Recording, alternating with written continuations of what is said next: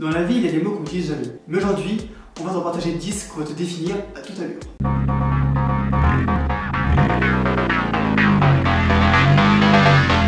L'obturation et l'endurcissement intérieur.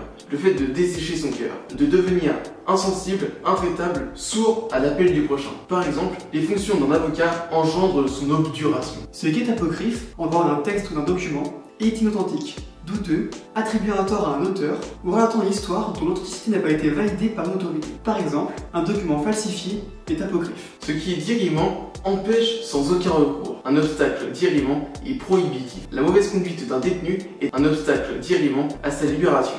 L'alacrité est une disposition à l'allégresse, à la bonne humeur, à un état de vigueur et d'entrain.